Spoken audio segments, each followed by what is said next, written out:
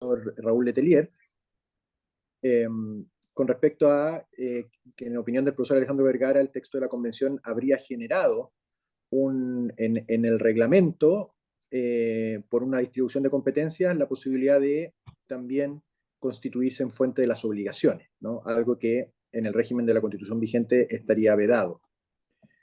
Pues bien, esa disputa en realidad al menos no se produjo de modo expreso en la comisión experta, porque en la comisión experta yo diría que había una intención preliminar y que finalmente se concretó, de mantener el dominio máximo legal, tal como lo tenemos hoy en día en la Constitución, y por lo tanto uno podría pensar que la potestad reglamentaria autónoma sigue únicamente supeditada al ejercicio de la potestad reglamentaria autónoma y de ejecución. Pero la verdad es que hubo un consenso, digo consenso porque no diría que estuvieron todos de acuerdo, en que manteniendo el dominio máximo legal y considerando que la potestad reglamentaria autónoma bajo un sistema de dominio máximo legal como el que tenemos no tiene mucho sentido. De hecho, cuesta pensar en ejemplos a través de los cuales uno podría justificar la presencia de la potestad reglamentaria autónoma, aunque claro, el ejemplo que se suele citar hoy día está más de moda que nunca, o ayer, porque es para crear comisiones asesoras administrativas. De hecho, una de mis preocupaciones era cómo van a crear comisiones asesoras administrativas si se desaparece la potestad autónoma del presidente, pero la verdad es que no hay mucho más espacio para ello. También lo concluye así en su obra sobre fuentes del derecho el profesor Eduardo Cordero con el profesor Manuel Núñez. Pero bueno, se entiende que como tiene poco uso, algunos decían es una potestad dormida, de hecho, por calificarla, se dice en la comisión experta vamos a mantener el régimen del dominio máximo legal y por lo tanto vamos a dejar la potestad reglamentaria de ejecución. Pero, aquí viene el punto interesante, se dice que dado que estamos estamos reconociendo, o para otros constituyendo, un Estado social de derecho, es necesario que la puesta en marcha, la implementación de un Estado social de derecho con todo lo que ello significa, no puede quedar exclusivamente entregada al legislador, porque es necesario facilitarle un poco al Estado social de derecho su desarrollo a través de políticas públicas, y por lo tanto se introduce una idea que queda en la norma, a propósito de que en el precepto relativo a la potestad reglamentaria, en que se dice que el presidente podrá dictar, en el ejercicio de su potestad reglamentaria, podrá ejercerla no solamente para la ejecución de las leyes, sino que también para la implementación de las leyes. O sea, se habla de la potestad reglamentaria de implementación. Entonces, ahí, desde el primer minuto, yo diría que quedó la duda, y que yo tengo la impresión de que quedó o se pretende dejarla a la interpretación de la jurisprudencia y la doctrina, qué es lo que se entiende por potestad de implementación reglamentaria en oposición a la potestad de ejecución. Lo digo porque voy a mencionar algo quizás anecdótico, pero para algunos de los comisionados solamente tiene una relación sinonímica, o sea, implementar es ejecutar, solo que se habla de implementación más que nada para la ejecución de preceptos generales y abstractos, para cosas como más de reglamentación o implementación de políticas públicas, y ejecutar, bueno, lo más clásico que se conoce. O sea, tendrían una relación sinonímica. O sea, potestad reglamentaria de ejecución y de implementación serían lo mismo, ¿ya?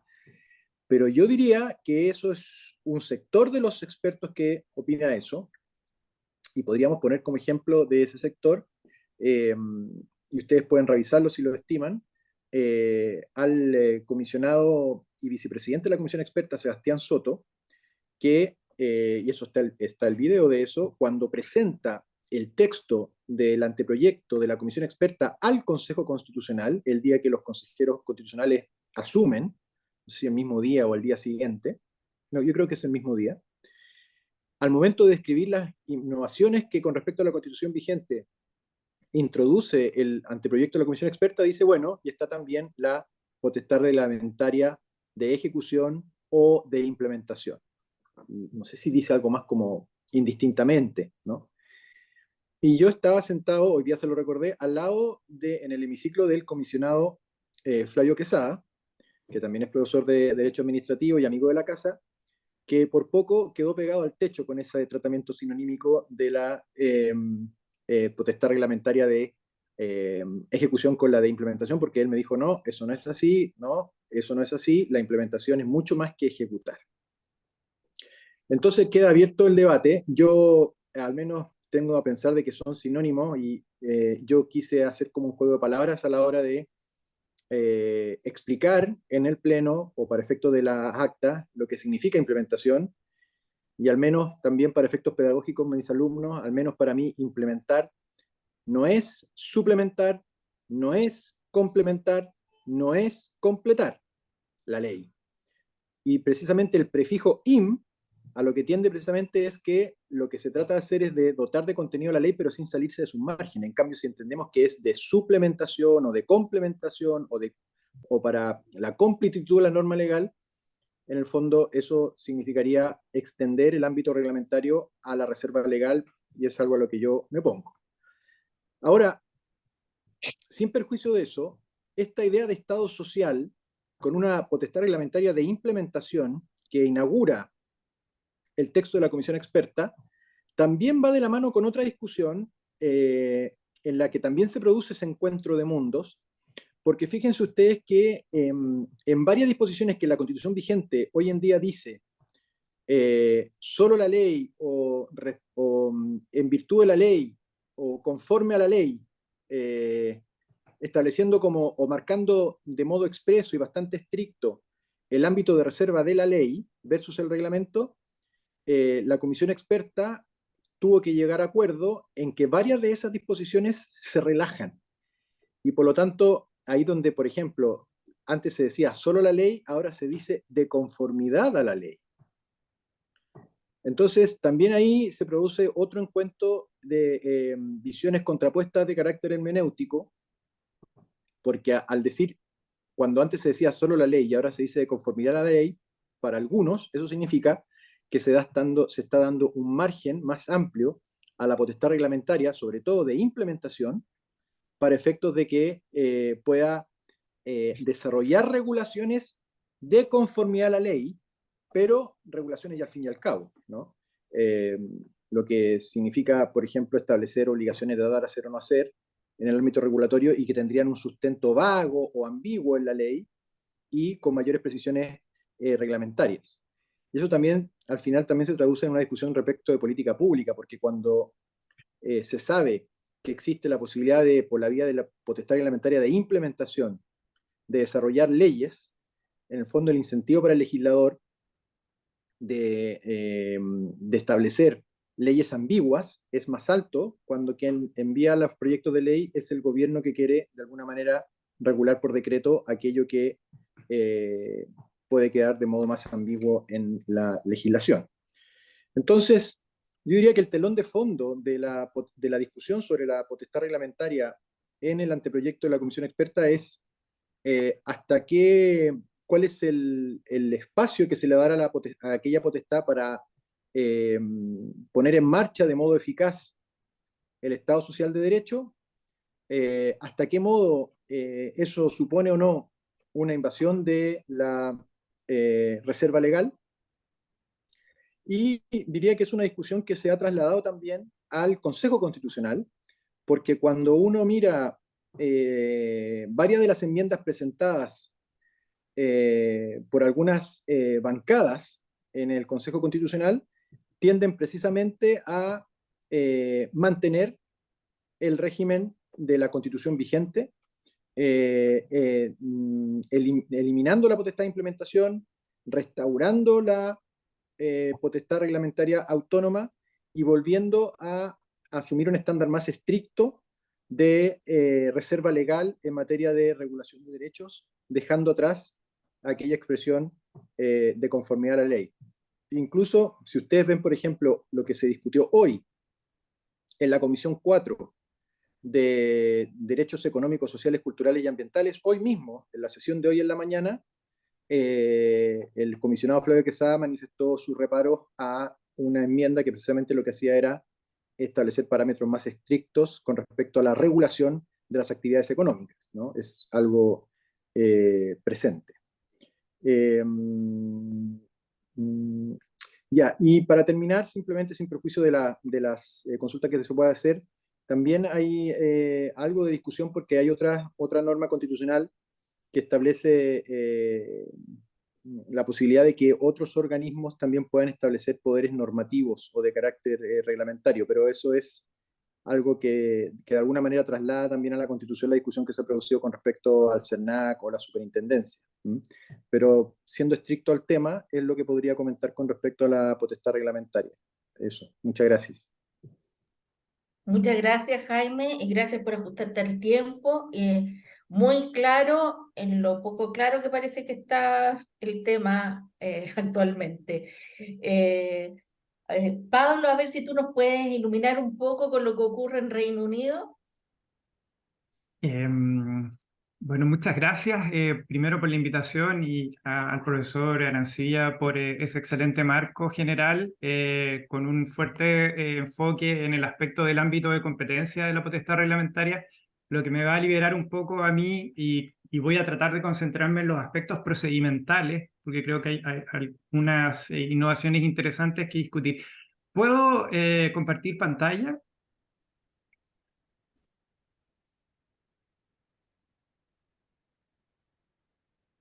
No tengo privilegios en estos momentos para compartir pantalla, pero si no es posible, no importa.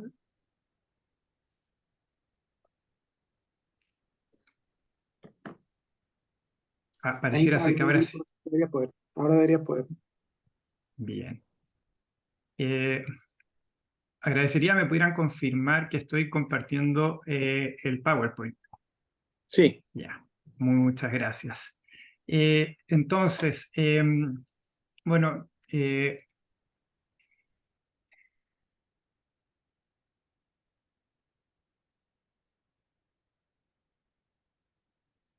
yo quisiera comenzar mi presentación reconociendo primero las diferencias fundamentales que existen entre el derecho constitucional chileno y británico.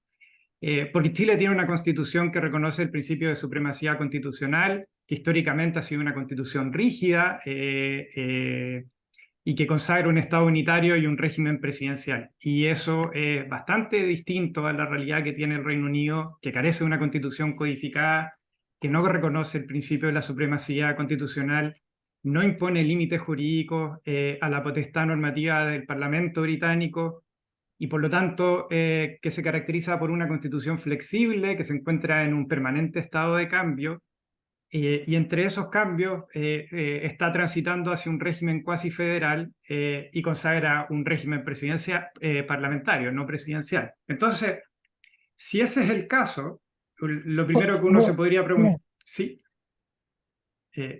Si ese es el caso, uno se podría preguntar por qué comparar peras con manzanas.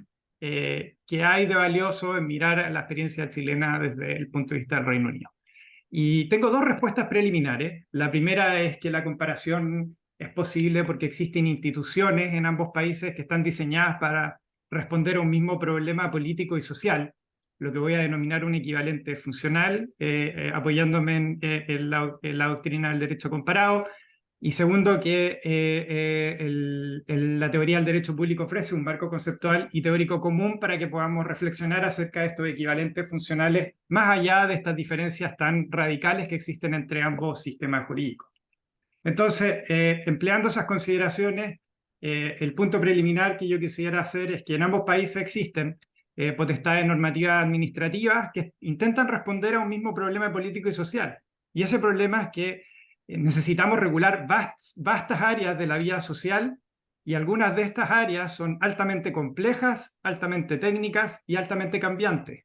Y este desafío es un desafío al cual necesitamos responder en circunstancias tales que el Parlamento o el Congreso, según los casos, tiene una limitada disponibilidad de tiempo, energía y de capacidad técnica para responder a ese desafío regulatorio, si ustedes quieren. Entonces, por ello, ambos países reconocen y confieren potestades normativas al gobierno para crear normas obligatorias para toda la población. Nada. Dicho eso, naturalmente el derecho público identifica dos problemas. Primero, un problema de separación de poderes. Se supone, de acuerdo con las doctrinas y principios del derecho constitucional, que nosotros esperábamos que el legislador fuera quien, siendo democráticamente legitimado, creara normas generales y obligatorias que se apliquen a toda la población. Y segundo, bueno, si aceptamos que existe una necesidad pragmática para conferir, poderes normativos al gobierno, entonces, bueno, ¿cuáles son los requisitos procedimentales que le vamos a imponer al gobierno para que cree esas normas de un modo legítimo, de un modo que nos parezca aceptable?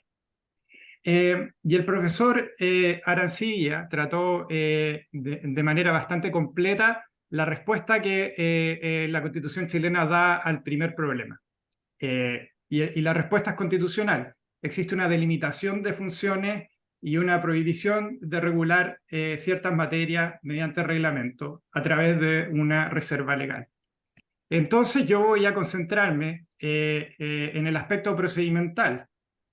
¿Cuáles son aquellos criterios que podemos demandar en el proceso de creación de los reglamentos para asegurar legitimidad en el producto, el reglamento? Y en relación con esto quizás pueden haber algunas cuestiones interesantes en el Reino Unido.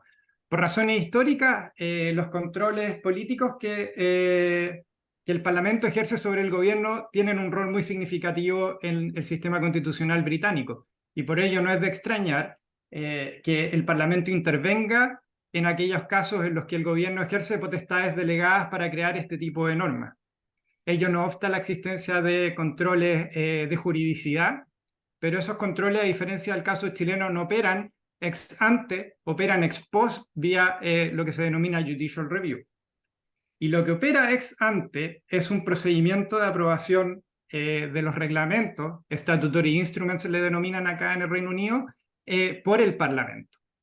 Y ese es un aspecto novedoso que quizás nosotros nunca hemos considerado en la tradición chilena y vale la pena referirse brevemente a este procedimiento. Existen en general dos mecanismos de control político del ejercicio de potestades normativas administrativas. El primero es el procedimiento administrativo, perdón, el procedimiento afirmativo, que es un procedimiento según el cual los ministros envían al Parlamento el borrador del reglamento, el equivalente al reglamento, que se denomina statutory instrument, y es necesario que ambas cámaras aprueben ese reglamento previo a su dictación. Y existe un segundo procedimiento, que es el procedimiento negativo, conforme al cual un ministro puede elaborar el equivalente a un reglamento sin necesidad de obtener una aprobación previa del Parlamento, pero tiene un deber de depositar una copia de ese reglamento ante el Parlamento, y cualquier diputado o cualquier miembro de la House of Lords puede solicitar que ese reglamento sea anulado, y para ello tiene un plazo de 40 días. Si no ocurre anulación, entonces el reglamento continúa su vigencia, o en el caso alternativo cesa su vigencia. Y potencialmente la ley delegatoria puede establecer mecanismos adicionales de carácter procedimental, como por ejemplo la consulta, un punto al que ya me voy a referir. A primera vista, estos procedimientos podrían parecer atractivos para alguien que es, por ejemplo, escéptico respecto de el ejercicio de potestades normativas por el Ejecutivo, porque por una parte podría considerarse que son procedimientos que refuerzan los controles políticos sobre el Ejecutivo, e incluso más podría avanzarse y decirse que en la medida en que hay una aprobación por parte del Parlamento, existe una suerte de sello democrático de aprobación en el ejercicio de estas potestades. Sin embargo, la evidencia empírica sugiere que estos controles carecen de efectividad, porque año a año se elaboran miles de statutory instruments y sencillamente el Parlamento carece de la capacidad para someter estos diversos instrumentos a escrutinio. Además, regulan materias complejas, usualmente detalladas, y por lo tanto no están en la prioridad en la agenda política de los parlamentarios. Rara vez dan lugar a debates, y son escasas las ocasiones en las que el Parlamento ha votado en contra uno de estos reglamentos. No existe nada parecido o equivalente en el caso chileno, pero la falta de control político previo es compensada con la existencia del control de legalidad previo por parte de la Contraloría. y el anteproyecto en este sentido continúa esa tradición chilena. Pero donde sí innova, hasta donde yo entiendo, es en materia de consulta. Y ese es el segundo punto al que me quiero referir. Porque el artículo 49, número 2 del anteproyecto parece imponer al legislador un deber de regular un sistema de audiencias o consultas públicas en elaboración de normas de carácter general en los diversos niveles de la administración, dice la regla, y entonces yo entiendo que esta es una regla que se aplica al ejercicio de la potestad reglamentaria. Actualmente, el procedimiento de consulta es un proceso voluntario, está regulado en la Ley de Bases Generales de la Administración del Estado, y adicionalmente existen deberes especiales de consulta que son más bien fragmentarios. Existe naturalmente la consulta indígena, pude identificar otra consulta en materia de comercio internacional, y en materia de potestades de la Comisión Nacional de Energía existe también consulta en materia eléctrica para normas técnicas. Pero más allá de eso, claramente el artículo 49, en su inciso segundo, es una gran innovación en el derecho público. Pero la Constitución no regula detalles, perdón, el anteproyecto, y por lo tanto el legislador, cuando llegue el momento, deberá resolver una serie de preguntas bastante complejas, diría yo, en relación con esta materia. Bueno, ¿cuál va a ser la fórmula de la consulta? ¿Va a ser una mera intervención por escrito? ¿Van a haber audiencias orales? ¿Se podrá presentar prueba a la administración? ¿Cuál va a ser la plataforma, el sistema, etcétera, etcétera? Preguntas acerca de cómo se organiza la consulta. ¿Cuáles van a ser los deberes para el Poder Ejecutivo? El ministro que está promoviendo el reglamento, ¿bastará con que clasifique y publique cuáles fueron los puntos de vista que se recabaron a través de la consulta? ¿O es necesario que los considere y reflexione acerca de esos puntos de vista? ¿Debe responder a los argumentos que se presentaron? ¿Debe explicar por qué acogió ciertos puntos de vista y no otros? ¿Y por qué no? Son todas preguntas que yo me hago. ¿Cuáles van a ser los plazos de la consulta? Otro ejemplo, la evidencia empírica en el derecho comparado sugiere que los procesos de consulta tienden a ser monopolizados por organismos que tienen mayor capacidad instalada o poder económico. Entonces, ¿cómo se va a fomentar que ciudadanos comunes y corrientes se vinculen con la consulta? Y no sean solo aquellos que tienen grandes recursos y poder blando quienes la monopolicen. En fin, complejas preguntas, incluyendo la pregunta de si van a existir excepciones, porque bien puede ser el caso que se necesite una respuesta pronta y urgente que permita implementar una determinada legislación. Bueno, en esos casos vamos a admitir excepciones. La Constitución no responde a ninguna de esas preguntas, pero desde el punto de vista británico, yo quisiera destacar que el legislador en el Reino Unido no ha establecido un deber general de consulta equivalente al que se está incorporando en la Constitución chilena, y creo que la razón de ello es la complejidad del tipo de preguntas que estaba formulando previamente. Tampoco el common law, es decir, el derecho producido a través de los jueces, ha impuesto un deber general de consulta, porque parece existir tanto a nivel político como a nivel académico un cierto consenso, o más bien una cierta mirada escéptica a la solución que se encuentra contenida en la Administrative Procedure Act de los Estados Unidos. Es decir, esta idea de que siempre que se producen regulaciones por agencias o por ministerios debe existir una consulta. Sí existen casos donde leyes delegatorias han impuesto un deber de consulta, un deber estatutario, pero es un deber específico, y naturalmente ha existido litigación vinculada con la interpretación y el contenido de ese deber de consulta, donde la jurisprudencia ha tenido un cierto espacio de desarrollo, y han existido ocasiones muy excepcionales donde, por ejemplo, un ministro ha expresado públicamente que someterá una determinada política a consulta, y cuando no lo hace, entonces se ha sostenido que el statutory instrument que debió haber sido consultado por una promesa explícita del ministro que no lo fue, debe ser declarado inválido. Pero estos son casos excepcionales, porque esta es una materia donde en general los tribunales han actuado con deferencia a la administración, en parte porque han aceptado la complejidad de las preguntas que yo estaba formulando previamente. Ahora, esto no significa que esta sea una materia entregada al arbitrio de cada ministro. El gobierno central se ha preocupado de desarrollar un conjunto de principios sobre buenas prácticas en materia de consulta al interior del gobierno. Estos principios además han sido objeto de debate, ha existido un comité parlamentario en la House of Lords que ha sometido estos principios a escrutinio, ha formulado observaciones, el gobierno ha analizado estas observaciones y ha desarrollado sucesivas versiones de estos principios. Se trata de lo que se denomina soft law, es decir, no es derecho obligatorio, pero es un conjunto de principios que sí suelen ser respetados y tomados en serio por parte de los actores relevantes. Tengo algunos minutos aún para presentar. Un par de minutos. Entonces quisiera cerrar con un par de ideas y quizás hay espacio para conversar otros puntos en la discusión general, pero quisiera decir que en materia de requisitos procedimentales, en general, de la lectura del anteproyecto puedo advertir que no se ha considerado necesario reforzar el control político del ejercicio de la potestad reglamentaria.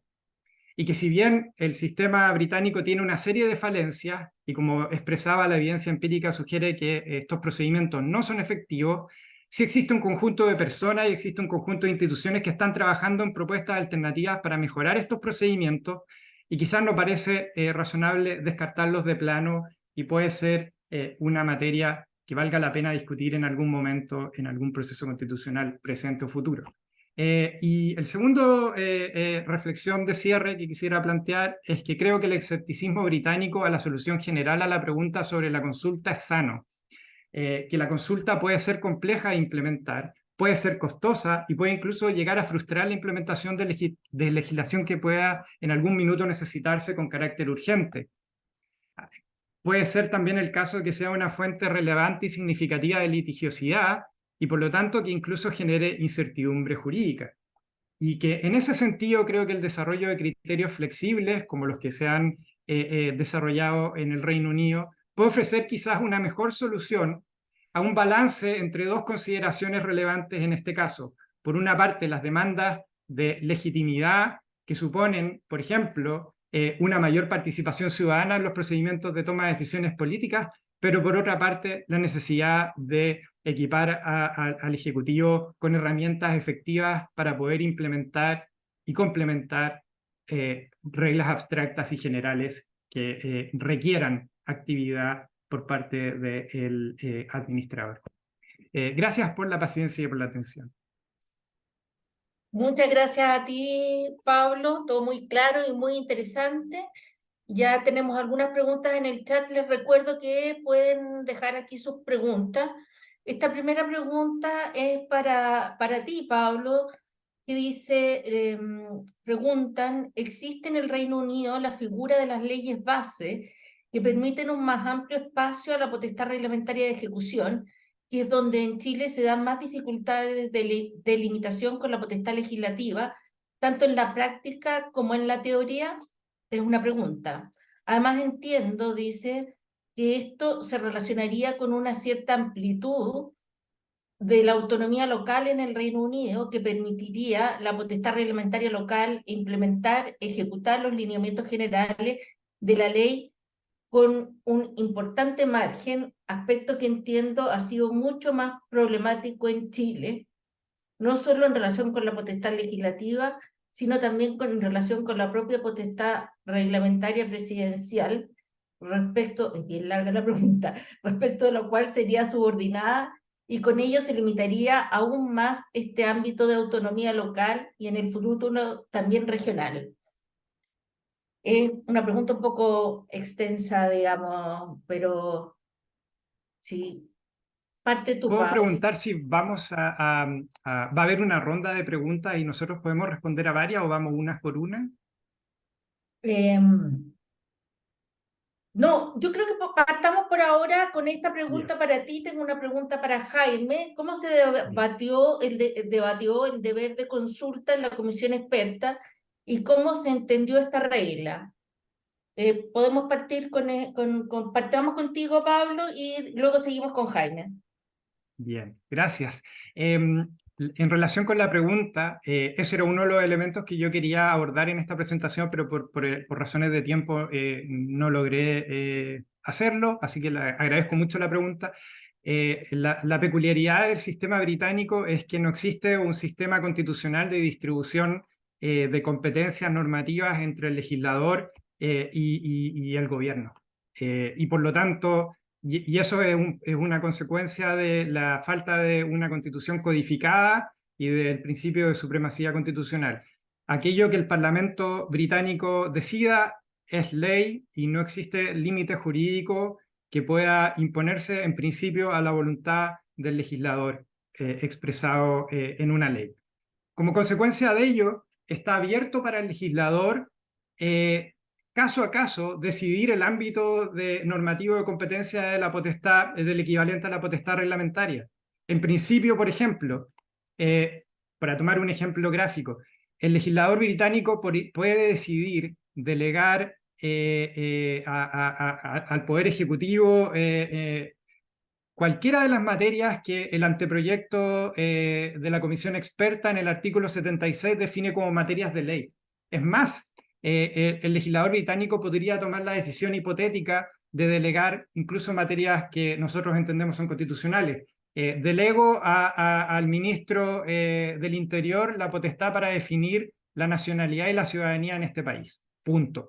Y en principio, como no existe un límite jurídico a la potestad del legislador para delegar, esa delegación en principio sería aceptable, lo cual no significa que no sea una delegación que sería objeto de controversia política. Y probablemente el Parlamento, y eso es el caso, cada vez que el Ejecutivo propone proyectos de ley que contienen significativa delegación, ya sea a ministros a nivel central, a ministros en alguna de las naciones que componen el Reino Unido, como podría ser en Escocia, en Gales o en Irlanda del Norte, o a nivel local, como es el ejemplo que se presentaba en la pregunta. En principio no hay ningún límite. Si el Parlamento y una mayoría del Parlamento aprueba esa ley, entonces esa ley tiene completo vigor y es completamente legítimo que el órgano delegado regule esa materia.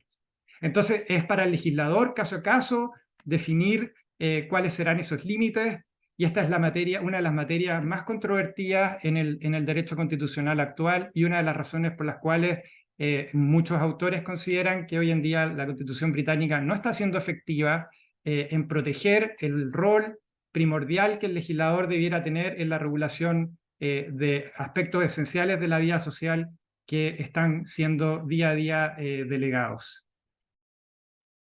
Muchas gracias. Muy interesante. Jaime, estás en silencio.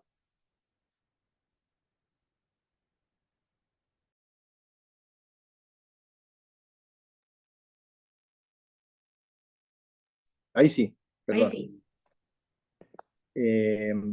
Sí, un momento. Sí, el debate sobre la consulta se produjo en la Comisión 1, relativa a formas de gobierno y participación. Hay un capítulo especial de la Constitución en el texto de la Comisión Experta que incorpora participación y representación. Es una innovación porque hay una especial sensibilidad por fortalecer los mecanismos de participación ciudadana y de democracia representativa. En ese contexto se dicta el artículo 49, número 2, que ya fue citado por Pablo, pero cuyo texto dice: la ley deberá contemplar audiencias o consultas públicas en los procesos de elaboración de normas de carácter general en los diversos niveles de la administración del Estado, así como los mecanismos necesarios para recopilar y sistematizar los datos e información generada en las referidas audiencias o consultas.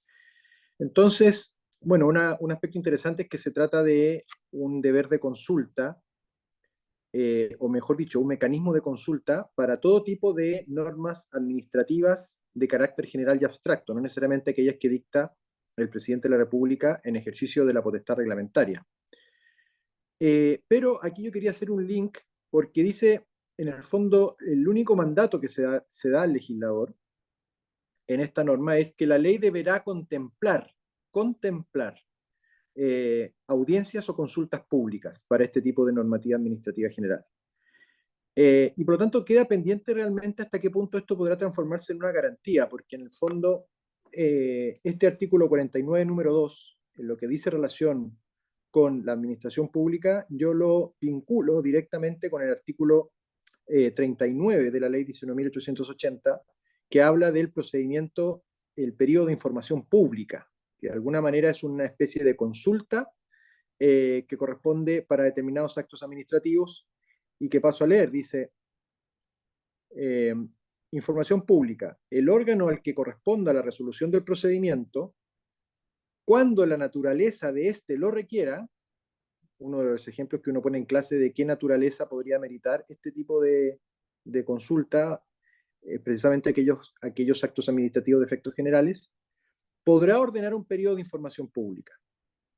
Para tales efectos, se anunciará en el diario oficial o en un diario de circulación nacional a fin de que cualquier persona pueda examinar el procedimiento, la parte del mismo que se le indique, y podrá formular observaciones que en ningún caso podrán ser en plazo inferior a 10 días, etc. Entonces, ¿por qué digo que estará por verse la eficacia de esta norma constitucional? Porque el precepto de la comisión experta simplemente se da por cumplido en la medida que la ley contemple un mecanismo de consulta. Y resulta que la ley 19.880 lo contempla, y por lo tanto uno podría decir, listo, se cumple el precepto legal, pero lo contempla de modo discrecional, porque dice en la ley de procedimiento administrativo, el órgano al que corresponde a la resolución del procedimiento, cuando la naturaleza de éste lo requiera, podrá ordenar. O sea, en el fondo no es deberá ordenar. Y por tanto, a mi juicio, si este precepto, si bien satisface el artículo 49, número 2, no sé si realmente constituye una garantía para efectos de consulta, porque sigue siendo una potestad discrecional en virtud del artículo 39 de la Ley de Procedimiento Administrativo, más allá de que uno perfectamente pueda exigir que esa discreción sea ejercida conforme a derecho, lo que supondría que en determinados casos, cuando la ley especial no lo diga, uno pueda exigir esa consulta respecto de normas administrativas de carácter general, fuera de aquellos casos en que, como digo, la ley especial lo prevea, como suele ocurrir, por ejemplo, con la consulta indígena. Eso. Muchas gracias. Bueno, este tema de la potestad reglamentaria ciertamente genera inquietud. Tenemos un par de preguntas que voy a tratar de reunir aquí. Dice, ¿puede darse la hipótesis que el reglamento de implementación sirva para ejecutar un programa de gobierno cuando el presidente de la República no tiene mayoría parlamentaria, según lo que sustentó el profesor Valdivia en las últimas jornadas?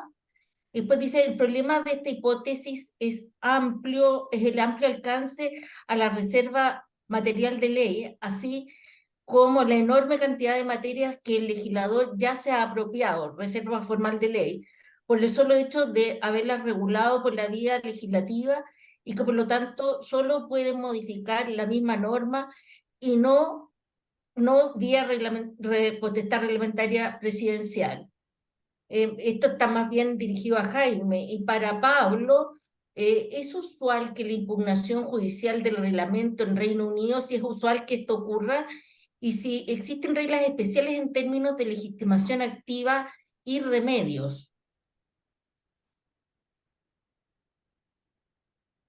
¿Quién primero?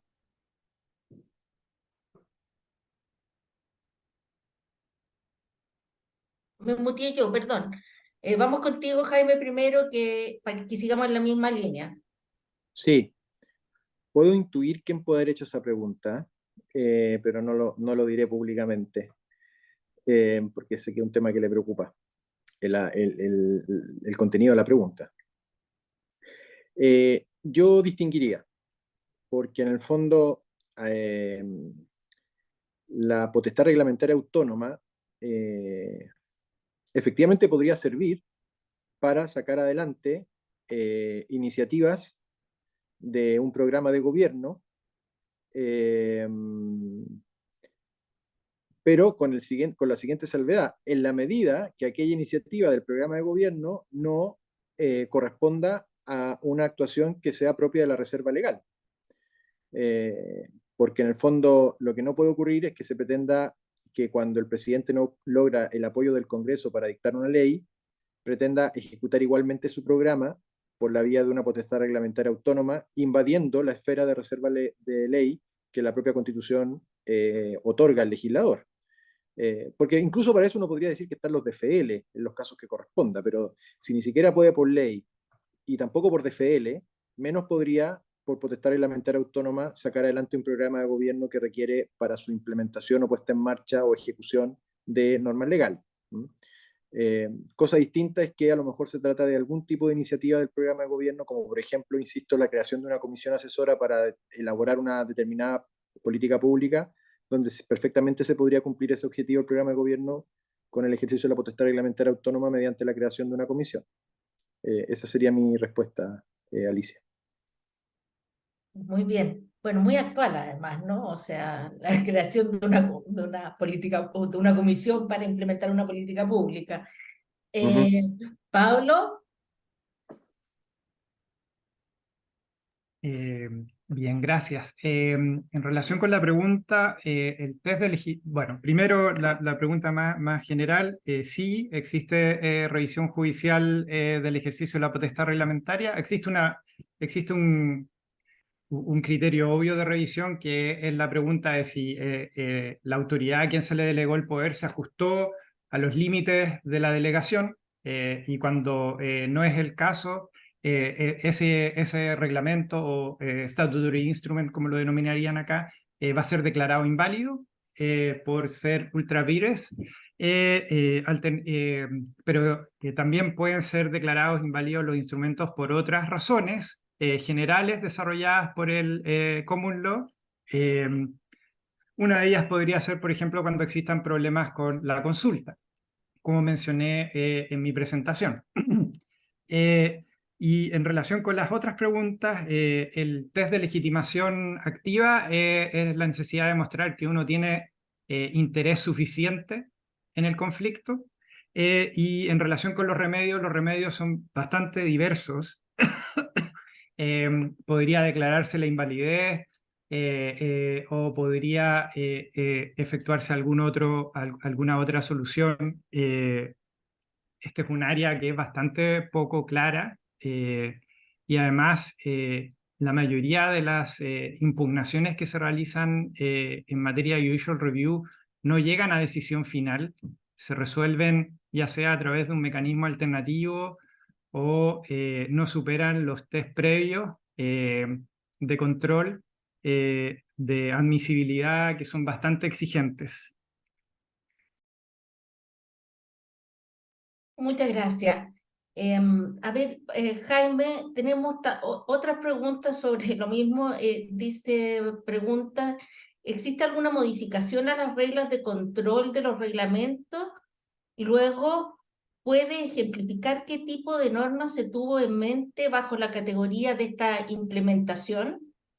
Y tenemos otra pregunta: ¿qué opinan de la nueva regla sobre DFL que permite modificar el número y denominación de ministerios y dependencias de los servicios públicos en los 3 primeros meses del periodo presidencial? Artículo 77.5 del proyecto.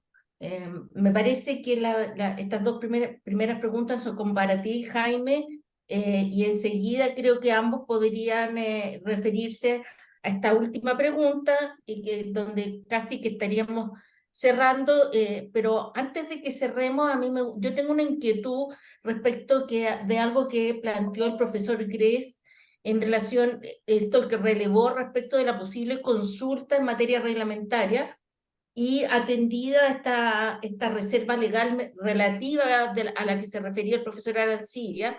Entonces, si se diera esta consulta con esta reserva legal relativa, yo no sé cómo podría enfrentar la Contraloría, por ejemplo, el control preventivo de legalidad, o sea, la toma de razón, por una cosa que es casi ley. O sea, me parecería curioso, no sé, es una inquietud. Partamos contigo, Uh-huh. Jaime, y luego ambos. Sí. A ver, en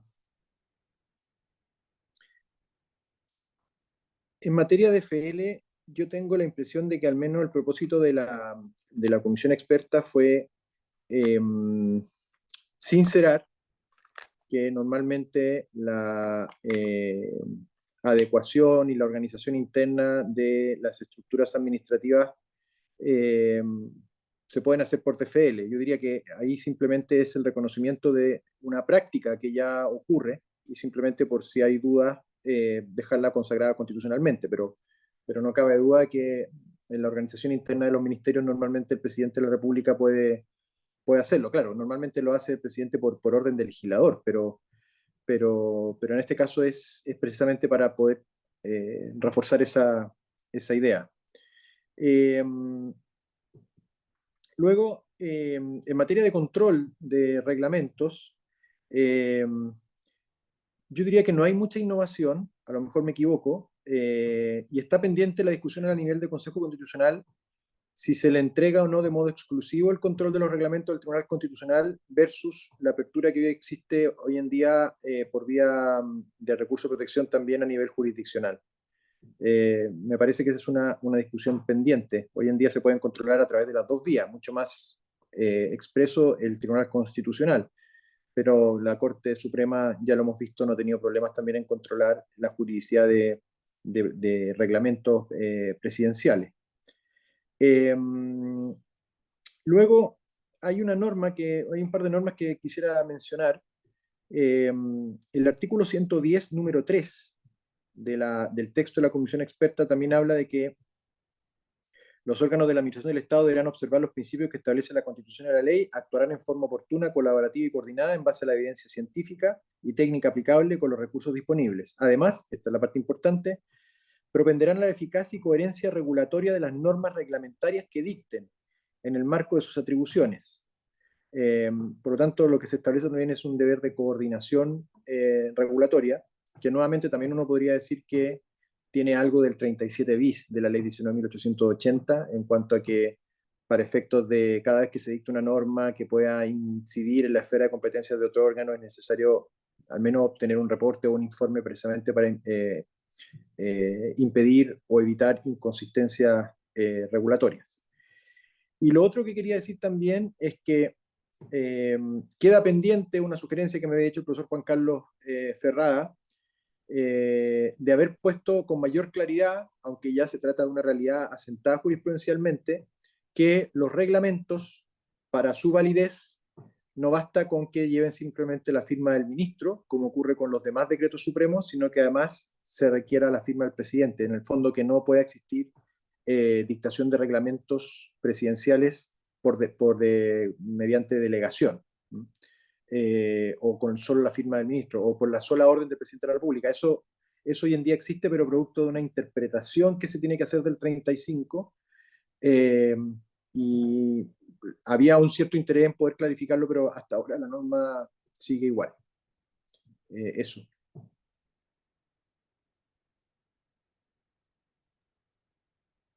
Muy bien, Pablo, y yo creo que con eso ya estamos cerrando. Me pareció atractiva la innovación del artículo 77 en su inciso quinto. Lo primero que quisiera observar es que tiene dos salvaguardas, supongo, para cualquier persona que pudiera tener, de nuevo, algún nivel de escepticismo respecto del abuso de poderes por parte del Ejecutivo. Por una parte, protege a los funcionarios públicos y salvaguarda sus derechos, y por otro lado, establece una prohibición de aumento del gasto público que pueda dar lugar a esa reordenación ministerial. ¿Y por qué me parece interesante y atractiva? Porque potencialmente un nuevo gobierno podría desear redefinir prioridades, carteras ministeriales y contar con algún nivel adicional de flexibilidad que les permita reflejar esas nuevas prioridades. Podría ser atractivo y al mismo tiempo evitar que energía y tiempo se gaste en el Congreso cuando no hay afectación desde el punto de vista presupuestario de los recursos, ya que ya están aprobados y disponibles, y adicionalmente no hay afectación de los derechos de los funcionarios públicos. Así que me parece el plazo es breve, no sé si van a haber posibilidades de implementar muchos cambios o cambios particularmente sustantivos, pero en general yo diría que parece ser un una buena idea. Si me permite agregar algo muy brevemente, yo creo Sí. que es en el fondo extender al presidente de la República una potestad que hoy en día de alguna manera suave e indirecta, aunque no creo que haya tenido mucha aplicación, se reconoce a las municipalidades en el artículo 121 de la Constitución. Eso. Muy bien, ya estamos en la hora. Es muy interesante, ha estado muy entretenido. Ciertamente este es un tema polémico, veremos cómo se desarrolla con las indicaciones y probablemente la definición de esta implementación que está señalando el proyecto. Y bueno, los esperamos para la nueva jornada, ¿no es cierto?, que será prontamente, ¿no es cierto?, de estas reflexiones de la edad. Y yo me despido hasta ahora. Muchísimas gracias, Pablo, muchísimas gracias, Jaime. Y buenas noches, Pablo, porque ya es tarde para ti. Muchas gracias por la invitación, y gracias a todos también, y en especial al profesor Arancibia por sus interesantes puntos de vista. Encantado, muchas gracias también por la invitación y feliz de haber coincidido con Pablo también y muy interesante también esa mirada del Reino Unido que tanto extraño. Muchas gracias.